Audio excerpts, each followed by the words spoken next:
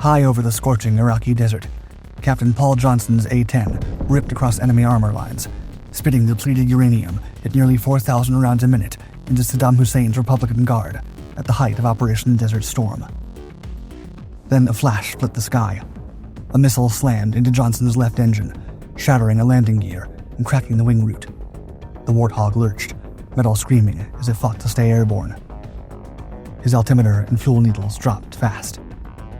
A KC-10 raced to intercept, but Johnson was flying too slow. The tanker dropped flaps, slats, and even landing gear, dragging itself down to the Warthog's dying pace, straining to hold formation. His Warthog was built to survive, but as he pushed the throttle of his shaking jet, Johnson could only hope it could take this beating. In every NATO wargame from 1970 onward, the scenario was the same. Tens of thousands of Soviet tanks surging through the Fulda Gap, flooding West Germany in a matter of hours. They became a wall of fast-moving, heavily armored divisions backed by artillery, air defense, and sheer momentum. Pentagon planners were staring down a nightmare. The US had a problem. Nothing in its air arsenal was built to stop that kind of armored blitz.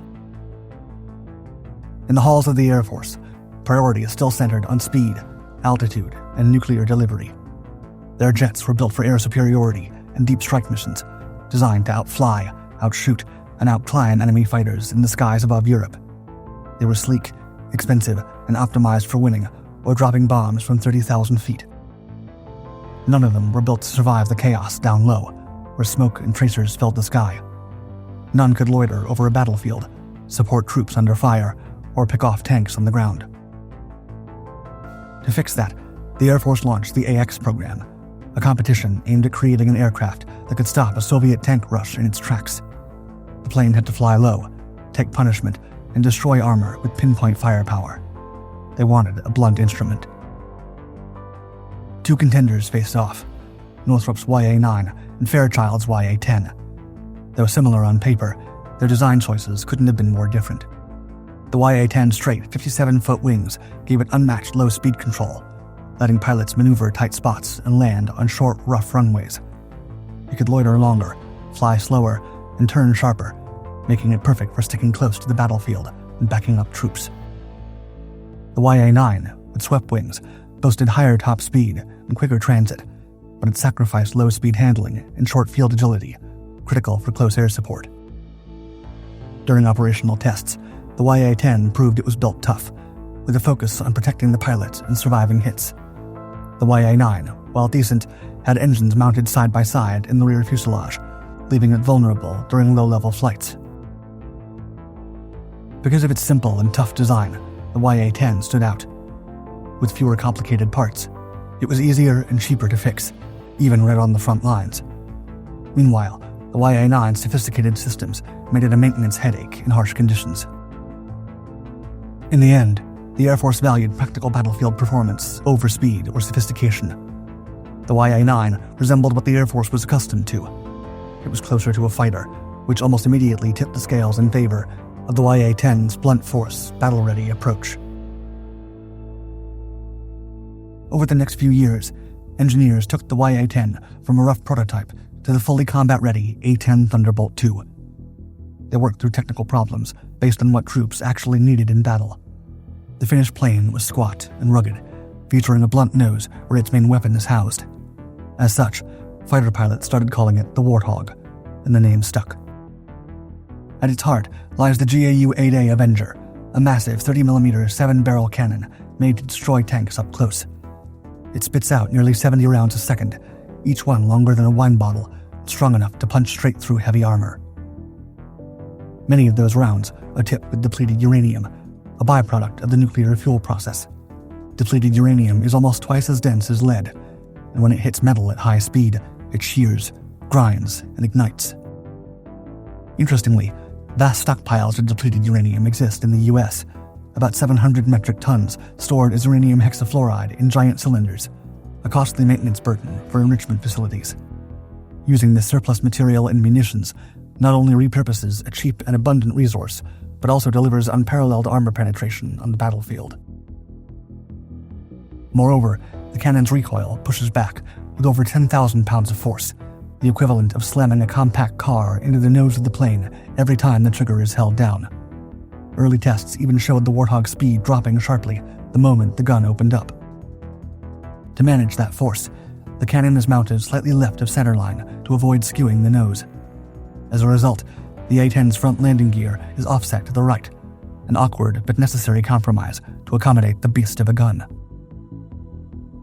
Still, recoil wasn't the only danger element in the gun. In 1978, an early model nearly lost a test pilot when the cannon's blast choked both engines by flooding them with burnt propellant gases. To fix this, a small scoop was added under the barrel cluster to draw in and redirect the gas cloud. They even fine-tuned the chemical makeup of the rounds to burn cleaner. Even the ammunition drum, 5 feet 11 inches long, was built into the core of the plane. It can carry up to 1,350 rounds. It sits protected inside layers of armor plating designed to pre-detonate any incoming shells that might otherwise ignite the ammo. But the only way to deliver all that explosive power is by surviving the brutal chaos of the battlefield. Powering the Warthog are twin General Electric TF-34 GE100 turbofans, each generating over 9,000 pounds of thrust. They're low-bypass, high-durability workhorses designed for long loiter times, quick throttle response, and maximum survivability. Their placement on the airframe is just as intentional as their design. Instead of hanging under the wings like on most jets, the engines are mounted high on the rear fuselage, tucked in close to the vertical stabilizers and spaced far apart. A configuration such as this shields them from debris kicked up during takeoff and landing on rough, improvised airstrips, precisely the kind of terrain the A-10 was built to operate from. The elevated position also reduces exposure to small arms fire and shoulder-launched missiles from below. The wide spacing is another survival feature. If one engine takes a hit, the other is far enough away that it likely remains intact. It also simplifies maintenance. Ground crews can access the engines without specialized equipment, even in the field. Because these turbofans are relatively quiet and calm compared to afterburning engines, the A-10 has a smaller infrared signature. That means a lower chance of triggering heat-seeking missiles and better odds of surviving close-in threats during attack runs. To protect its human element, the A-10 has been fitted with a titanium bathtub that wraps around the pilot. The titanium used is supplied by specialty foundries and fabricated with high-precision processes. Over 1,200 pounds of hot-rolled, high-strength Ti6Al4V titanium alloy, shaped and welded with the utmost precision, wrap around the pilot seat in a 5-piece, bolted-together structure. The armor is between 0.5 and 1.5 inches thick, depending on the angle of likely impact, and is specifically engineered to deflect or absorb fire from armor-piercing incendiary rounds up to 23mm in caliber. That means it can withstand hits from weapons commonly mounted on anti-aircraft vehicles, mobile artillery, and gun trucks, the very threats A-10 pilots face on close air support missions. The Warthog's fuselage and systems are built around the armor, not the other way around. It's centered low in the aircraft's profile to keep the pilot below the horizon line of incoming fire, and the positioning enhances survivability during belly landings, system failures, or even while flying with substantial structural damage. During the Gulf War, Colonel Bob Efferson, an experienced A-10 pilot, took heavy fire over a hostile engagement zone. While providing close air support to embattled coalition troops, his aircraft came under intense anti-aircraft artillery fire. Multiple 23mm rounds slammed into the underside of his Warthog, directly beneath the cockpit. By the time he managed to bring the aircraft back to base, ground crews counted 17 major penetrations in the fuselage, just below where Efferson had been sitting. The skin was torn, pipes severed, and components ruined. Efferson, on the other hand, was left untouched. In March 1976, the 355th Tactical Training Wing at Davis-Monthan Air Force Base became the first unit to be outfitted with the A-10. With its twin engines, straight wings, and brutal-looking nose cannon, the A-10 looked more to them like a Cold War dinosaur than a jet fighter. Still, they accepted it and trained both aircraft and pilots. By October 1977, the 354th Tactical Fighter Wing at Myrtle Beach AFB had taken the reins and declared the Warthog combat-ready. From there, the beast spread its wings to Louisiana, Alaska, South Korea, and England. Soon, it was stalking runways around the world, sitting ready at NATO outposts like Sembach and RAF Allhorn, barely a tank sprint from the Iron Curtain. The A-10 was a misfit in its early years. Many USAF pilots scoffed at the stubby, slow aircraft, preferring sleeker fighters. But by 1987, many Warthogs had been redesignated OA-10s for forward air control, guiding other strike assets and marking targets with white phosphorus or smoke hydro rockets. In 1983, during Operation Urgent Fury, A-10s from the 23rd Tactical Fighter Wing were sent to Barbados to support a U.S. Marine landing. Flying low over the jungle canopy, they watched every possible approach to the beach. As the Marines landed and took control of their targets, the Warthog stayed overhead, circling constantly to protect the newly secured beachhead. Despite the tension, no shots were fired. It was both a quiet debut and a glimpse of what was to come. The Cold War tank rush never came. Instead, it was Saddam Hussein who gave the A-10 its war. When Iraq invaded Kuwait in 1990, the U.S. unleashed the full weight of its air power, and for the first time, the A-10 rolled into battle at scale. Operation Desert Storm quickly became a proving ground for testing whether air dominance, precision strikes, and joint force integration could decisively shape a battlefield before ground troops fully engaged. Over the next 6 weeks, A-10 pilots launched into the skies again and again, flying over 8,100 combat sorties, often pulling 2 or even 3 missions a day from forward deployed airfields. Pilots used infrared targeting pods to pick vehicles out of camouflage, then launched AGM-65 Maverick missiles from standoff range. Once the smoke settled, the Warthogs would dive even lower, making strafing runs with their Avenger cannons that shredded armor plating as if it were nothing more than wet cardboard. In one legendary sortie during the Gulf War, 2 Warthogs soared low over the burning sands, focusing on a huge convoy of Iraqi tanks rolling through the sand. From their cockpit, the pilots locked onto targets miles away using the Maverick missiles, precision-guided to obliterate tanks from a safe distance. Turret after turret were shredded in fiery blasts as explosions scattered vehicles and sent plumes of black smoke into the sky. The Warthogs dropped low as they closed in, twisting through bursts of radar-guided flak and the rare missile that flashed past. Then the deep, ripping growl of their 7-barrel Avenger cannons filled the air.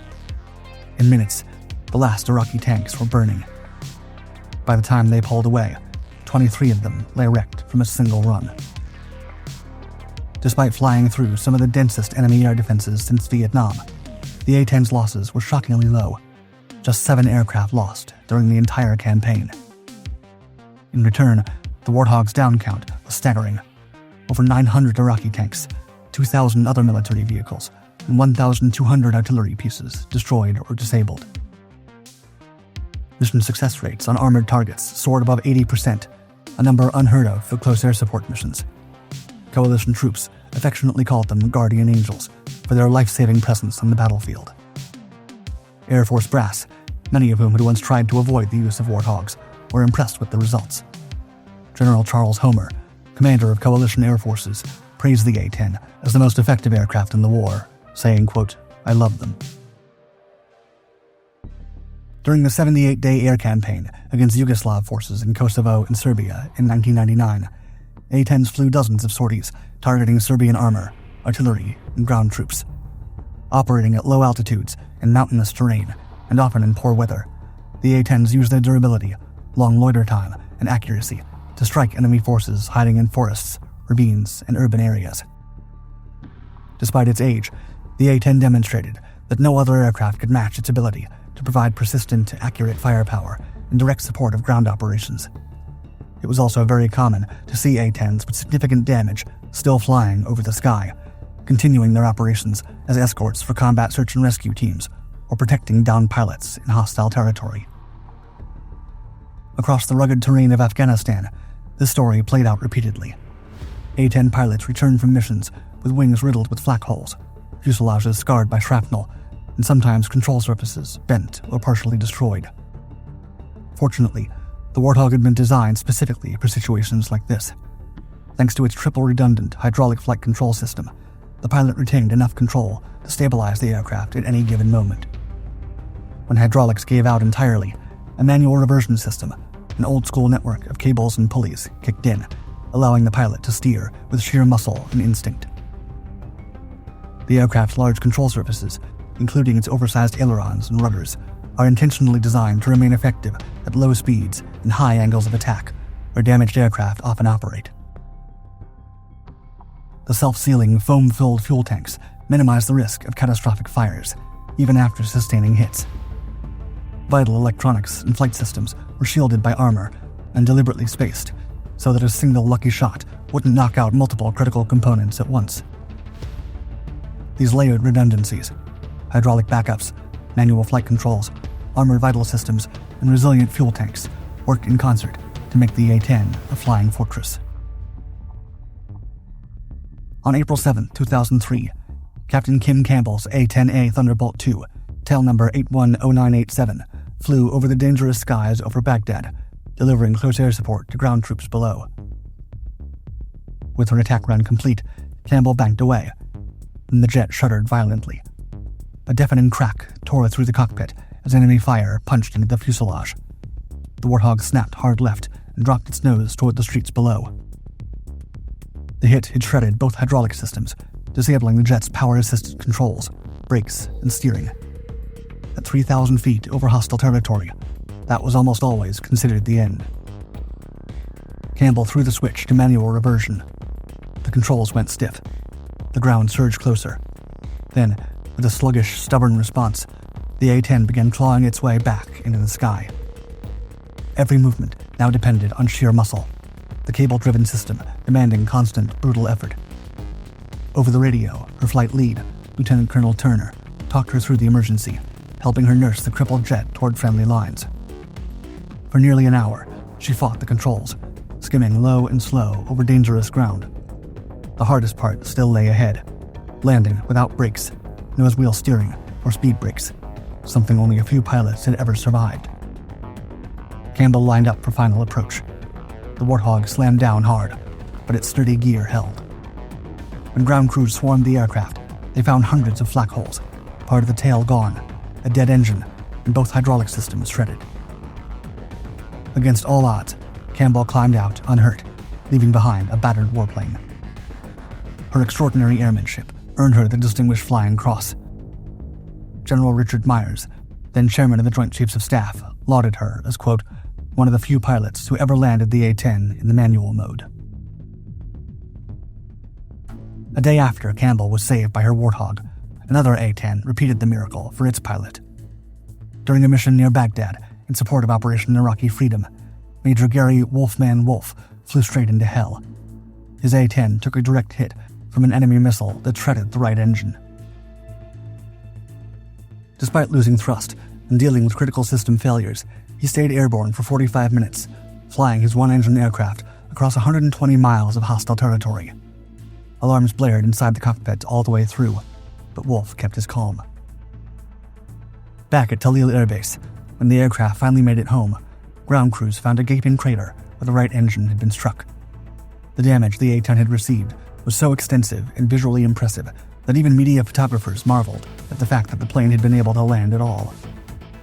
The cowling was subsequently shredded, and the engine was hauled back to Battle Creek Air National Guard Base. Sometime later, a conversation between Colonel Ronald Wilson, Vice Commander of the 110th Airlift Wing, and museum officials sparked a second life for the artifact. A search turned up the battered cowling in a base scrapyard. After more than 150 man-hours, it was restored to its damaged original condition. It's now on display at the National Guard Museum as a testament to the Warthog's resilience. During Operation Desert Storm in 1991, Captain Paul Johnson's A-10 was struck by anti-aircraft fire. After multiple strafing runs on concealed Iraqi gun positions, someone had finally landed a hit on him. The blast punched through the left engine nacelle, wrecked one main landing gear, and cracked the wing root. With limited speed and altitude capabilities due to damage, Johnson faced a critical problem. He needed to refuel to make it back to base. Meeting a slow, damaged A-10 in midair posed a unique challenge for the KC-10 tanker that came to his rescue. With the controls sluggish and the jet fighting him every mile, Johnson turned south, coaxing it toward friendly lines. As he neared the forward base, the landing gear refused to deploy. He brought it in low and hard, belly flopping onto the sand amid a shower of sparks. Though the plane was heavily damaged, Johnson escaped without a scratch. To prevent the enemy from capturing its technology, the CLSS team stripped it for usable parts, some sent to King Fahd International Airport, main operating base, to keep other birds flying, before burying the Warthog deep in the Kuwaiti desert. In a world dominated by sleek stealth fighters like the F-35 Lightning II and F-22 Raptor, the A-10 looks like a relic. It's slow, loud, and couldn't care less about hiding from radar. Where high-tech aircraft depend on fragile coatings and sensitive electronics, the A-10 thrives on simplicity. That doesn't mean it stayed stuck in the past. Between 2005 and 2011, the entire fleet of 356 A-10s and OA-10s went through the Precision Engagement Program, emerging as the A-10C, a 21st century version of the old warhorse. The upgrades were sweeping: all-weather combat capability, advanced fire control, electronic countermeasures, smart bomb integration, and modern data links like Link 16 and SATCOM. Inside, pilots got 2 crisp multifunction displays and a HOTAS setup borrowed from the F-15 and F-16. The outdated LACE system was replaced with a fully integrated flight and fire control computer, and by 2010, a helmet-mounted integrated targeting system let pilots lock onto targets with nothing more than a glance. Legacy PAVE Penny pods were retired, replaced by modern Lightning and Sniper XR pods with laser designators and rangefinders. And in 2012, after years of testing, a 600-gallon external fuel tank promised up to an hour more loader time, without sacrificing the Warthog's razor-sharp targeting. Since upgrading to the A-10C version in September 2007, the Warthog has proven it still has a crucial role in today's battles. The Precision Engagement Program added digital avionics and better communication gear, helping pilots find and strike close support targets more quickly and precisely than ever before. It was still the same rigid airframe, but now it could talk to satellites, integrate with joint strike packages, and drop JDAMs in all weather, day or night. When the Maryland Air National Guard's 104th Fighter Squadron deployed to Iraq, the A-10C quickly proved its worth. Between 2009 and 2012, Warthogs flew up to 34,500 sorties annually, roughly 1/3 of all U.S. close air support missions. In that window, no bomber or multi-role fighter came close, except the F-16. The B-1B and F-15E could hit hard, but neither could loiter over a firefight, talk to troops on the ground, and adjust fire like a Warthog could. In 2011, 6 A-10s were deployed to Libya for Operation Odyssey Dawn, tearing through enemy ground forces as part of the NATO-led intervention. By 2014, Warthogs from the 122nd Fighter Wing were hammering ISIL targets in Iraq and Syria, flying daily sorties against fortified positions, weapons caches, and oil convoys. One November 2015 mission saw A-10s destroy more than 100 oil tanker trucks in a single strike, disrupting a key source of ISIL's revenue. Still, even the most precise weapons platform isn't immune to the fog of war. Over its many years in combat, the A-10 has been part of a few tragic friendly fire and civilian casualty incidents. In 2002, at Tarnak Farm, Afghanistan, an A-10 pilot accidentally targeted Canadian soldiers during a live fire exercise, mistaking them for enemy fighters. 4 soldiers lost their lives in that tragic error. Despite the setbacks, the Warthog hasn't faded away. It was back in Afghanistan in 2018, flying missions over Syria in 2024, and providing support in Yemen in 2025. Even in an era dominated by drones and precision systems, the A-10 still fills a role nothing else can: a heavy, no-nonsense tool built to hit hard. Since the early 2000s, the U.S. Air Force leadership has made repeated attempts to retire the A-10 Thunderbolt II. They deem it outdated, too slow, and vulnerable to the ever-advancing surface-to-air missile threats. The Air Force brass has long prioritized sleek, expensive programs like the F-35 Lightning II. The A-10 is less versatile than multi-role fighters, doesn't fly supersonic, and doesn't shine in flashy air shows. One of the most aggressive pushes to mothball the A-10 came in the early 2010s, during the Obama-era budget sequestration. The Air Force proposed retiring the entire fleet to save money for next-gen programs. Resistance was immediate. Ground troops who'd watched A-10s dive through flak to save pinned-down platoons spoke out. Pilots launched public campaigns, and Congress held hearings. In 2014, A-10 pilot and former Air National Guard officer Martha McSally, then a representative from Arizona, grilled Pentagon officials and led a bipartisan charge to keep the Warthog flying. The Government Accountability Office weighed in too. Its reports showed the A-10 had lower operating costs and significantly higher effectiveness than newer aircraft like the F-35 or F-15E. The Air Force tried again in 2015 and again in 2017. Each time, lawmakers blocked them. Even after a 2021 proposal to retire 42 aircraft as part of a gradual drawdown, Congress slashed the number to around half. In 2024, the Warthog was still flying combat missions.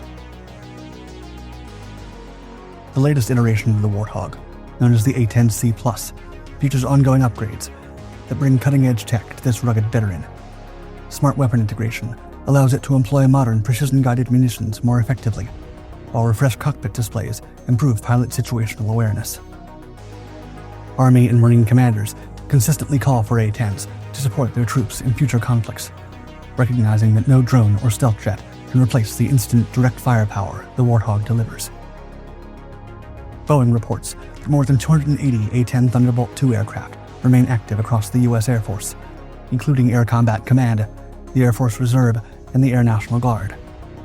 Although the F-35 Lightning II was initially intended to replace the A-10 gradually after its 2015 introduction, many experts argue this would be a step backward due to the A-10's proven effectiveness and the F-35's high operational costs. The A-10's future continues to spark debate. Still, the Air Force is committed to a comprehensive program of cockpit, weapons, and avionics upgrades, ensuring the nearly 5-decade-old jet will remain a frontline asset well into the 2040s.